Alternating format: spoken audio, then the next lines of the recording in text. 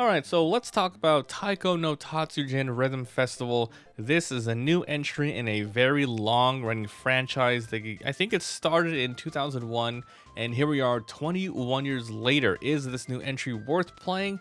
Let's freaking talk about it. I'll go over a little bit of the story, the gameplay, and then my overall thoughts, the pros and cons, if you should pick this up at all. So, let's begin. The game came out September 23rd for Nintendo Switch. It was published by Bandai Namco. As mentioned, the genre is a rhythm game. Not similar, but definitely in the ballpark, just so you can get an idea. It's like a Rock Band, DDR, and Osu, so you guys know what those games are. So, quickly, the story, very quick, very casual. You're on a little adventure with the Taiko drum who goes by the name Dawn. He simply wants to play. He wants to be the best, and in this particular game, he wants to put on a little fun festival. So, you start the game with a tutorial. He teaches you the ins and outs, which is very simple, by the way. If you have not played this game, all you have to do is hit the drum by the beats. There's going to be a red note, a blue note. You have to wait for the rhythm. It's a song, so you have to wait for the beats, and you know, when it's red, hit it in the middle.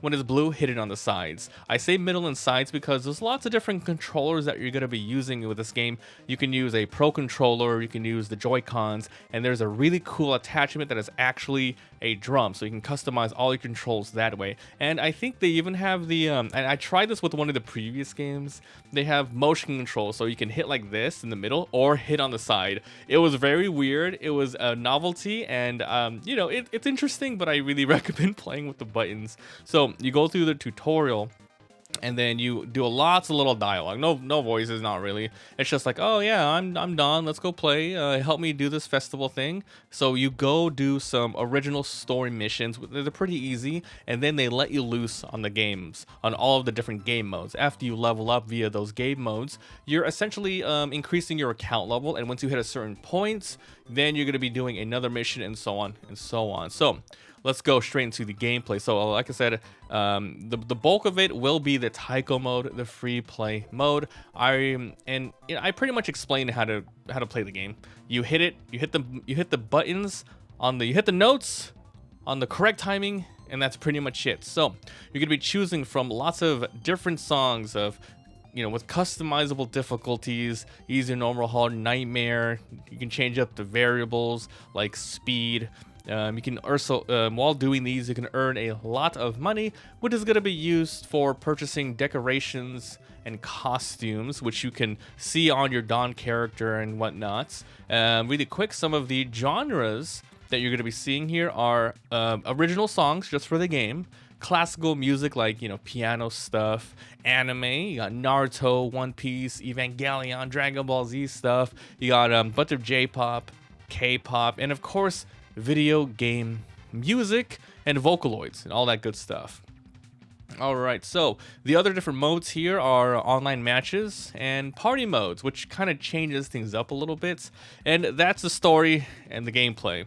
Unfortunately, this game really does not shake things up a lot. If you have played the others, like I've played the last 3 or 4, it's very similar. I think this game even has less than, like, you know, the RPG aspects that some of the other ones has. This one is like free play, unlock some stuff, and then go do a quick story, which unlocks a couple of more original songs. I think the multiplayer is pretty cool. I didn't explain it much, but basically it's a little mode where you can take on missions against CPUs or other opponents, and you're going to be throwing different sorts of debuffs on them to really mess up their playstyle, because you're going head to head trying to get the most score, trying not to lose and all that stuff.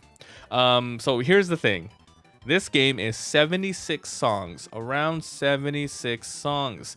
Every time you play, they last around, I want to say, 1.5 minutes up to 3 minutes. They are not long at all. And I played every single one of them on multiple difficulties, and I was done with it in 2 to 3 days. Not even kidding. That's how fast you can go through this if you just play this for a couple of hours. I'm not joking. But unlocking the costumes is a decent distraction. I think you really need to love the series and have the attachment Taiko drums to get the most out of this, because honestly, that is not a lot of content. I played with only a Pro controller, but in general, I love rhythm games. Back in the day, I used to play PlayStation 2 DDR with just a pad and then a controller, so it was fun. So even though the included songs are very good, guess what, guys? There's 500 plus more. Yeah, 500 plus more. However, it's all DLC and locked behind a Game Pass, meaning you're going to be paying monthly. And I think, yeah, you're going to pay months or a couple months. I think it's like $3.99 a month or $9.99 for a couple of months package. I don't remember how much it is. So yeah, it's technically a live service, which is not good at all. And here's the thing, I wouldn't be mad about that price. I really wouldn't. The $3.99 monthly if you like this, except the game. It's pretty much a full price game almost. $49.99 for this little amount of content, and to get, you know, quadruple amount more songs, you have to pay constantly more money.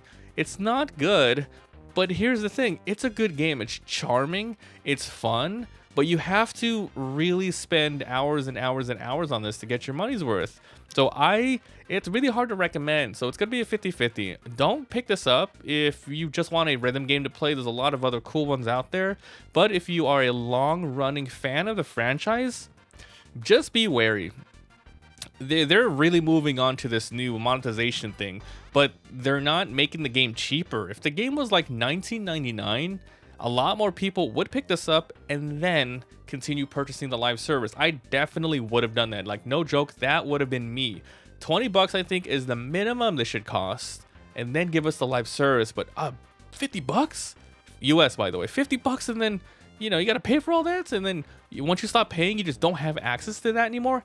It's a big slap in the face. So it really is up to you guys whether or not you think the 76 songs in there is worth it. Maybe you can just download some DLCs to have it forever, which again, that's just a couple of dollars. You might as well buy the live service in general. But yeah, there's nothing wrong with the game. It's just the amount in it. It's not that good.